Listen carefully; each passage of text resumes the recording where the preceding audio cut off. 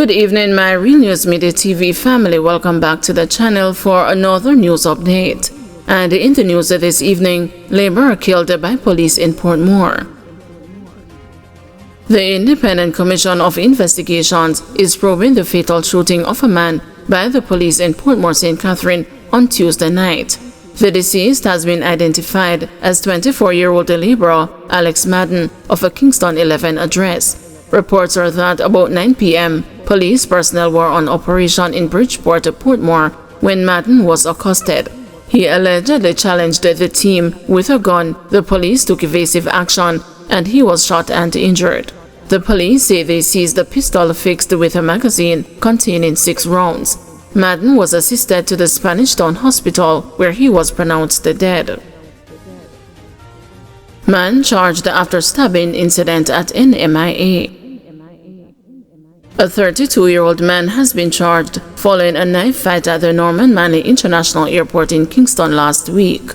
Police from the Kingston East Division charged Omar Murray of Vineyard Road, Kingston 3, with wounding with intent following the incident on Tuesday, January 7. Reports are that about 12:55 p.m., Murray and a man got into a dispute that became physical. It is alleged that Murray then used a knife to inflict multiple stab wounds to the lower abdomen of the other individual. Lawmen were alerted to the scene, and the man was rushed to the hospital, where he was treated and released. An official statement was given to the police, and the accused man was sought, arrested, and subsequently charged. A court date for him is being finalized. King charged with a 2023 murder. A St. Mary laborer has been charged with murder after being nabbed by police on Friday for a shooting in March 2023. 21-year-old Ronald Davis, otherwise called King, has been charged with the murder of 22-year-old Odane Martin, otherwise called Danny, a construction worker of Enfield and Nutter Bay, St. Mary. Davis is also charged with possession of a prohibited weapon, unauthorized possession of ammunition, and using a firearm to commit a felony in relation to the incident. Reports from the Nutter Bay police are that about 10 p.m., Martin visited his mother's house. Minutes after leaving, he was reportedly pounced upon by Davis along the roadway, who brandished a gun and opened the fire, hitting him in the upper body and head. The police were alerted, and Martin was taken to the hospital, where he was pronounced dead. A warrant was later issued for the arrest of Davis. He was held by police on January 11, 2025 during a targeted operation. Davis was charged with the offenses following a question and answer session in the presence of an attorney. His court date is being finalized. Man fined $3,000 for carrying ratchet knife. A man charged with carrying an offensive weapon pleaded guilty in the Kingston and the St. Andrew Parish Court on Tuesday. Chinain Gonzalez was brought before Senior Parish Judge Sanche Burrell after he was found with a ratchet knife in his possession. When asked how he pleaded, Gonzalez replied guilty with explanation. Gonzalez explained that he had taken the knife from a schoolboy on his way home. Judge Burrell then asked if he had considered disposing of the knife, to which Gonzalez replied no. Gonzalez was sentenced to pay a fine of $3,000 or spend 10 days in prison.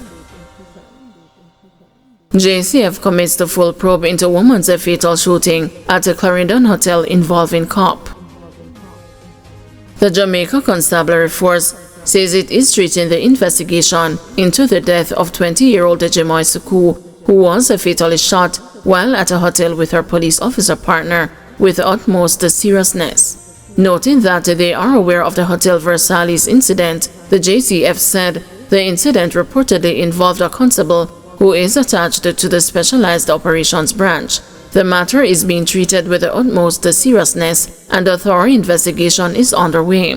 The Independent Commission of Investigations has taken charge of the investigation, and the JCF is fully cooperating to ensure transparency and accountability.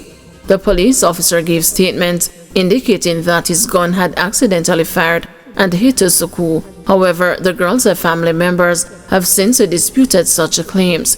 it has also been reported that the officer provided conflicting accounts of the incident. As the investigation progresses, the JCF remains committed to upholding the highest standards of professionalism and accountability. We extend our deepest condolences to the family and the loved ones of Ms. Soku during this difficult time. Further updates will be provided, the JCF said. Electorate must demand accountability from politicians, says the NIA. With Jamaicans heading to the polls this year for the parliamentary election, Director of National Integrity Action, Daniel Archer, says now is the time for the electorate to demand greater accountability from their political representatives. This follows the poor attendance by some members of parliament during last year's sitting of the House of Representatives, as highlighted in the news. Ms. Archer said the electorate should request a legislated code of conduct, job description, and the introduction of a recall act for members of parliament. We shouldn't be letting the politicians tell us what is on their agenda. We should be taking this opportunity to tell them when they come to ask for the vote. So how you gonna make yourself accountable to me now, brother? You take some money. You have some money, you know. We give you some good money now. You can't tell me say you're underpaid. What you gonna do? You're going to pass a code of conduct so I can see how you behave, and if I don't like it, will you give me the right to recall? Ask our parliamentarians, will you support the right to recall?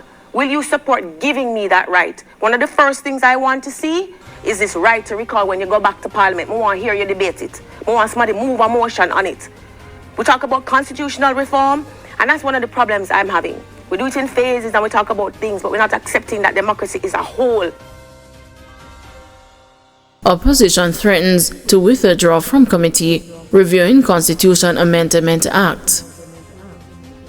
The impasse between the government and opposition on the approach to the proposed amendments to the Constitution took a center stage at Wednesday's first meeting of the Joint Select Committee reviewing the Constitution Amendment Republic Act 2024. The opposition has called for full decolonization, including the country moving away from the UK Privy Council as its final appellate court, rather than what it has termed the current piecemeal approach. In his opening remarks, leader of the opposition Mark Golding indicated if there is no change to the process, opposition members on the Joint Select Committee would take no further part in the deliberations after today. So, Madam Chair, I wish to make it pellucidly clear that we also have some other serious concerns in relation to some of the contents of this bill, which we would wish to tackle in the deliberations of this Joint Select Committee. However, the fundamental question of access to justice in the interests of the Jamaican people must be addressed first. As such, as from the adjournment of this morning's meeting, we may ask to be excused from further participation in this committee pending the answers to these questions being given to the public by the Prime Minister. Health Ministry faces increased pressure to show how $830 billion was spent. The Ministry of Health and Wellness is facing more heat as its level of tardiness has increased this year, owing to its failure to present appropriation accounts for 11 years to the Auditor General's Department for scrutiny.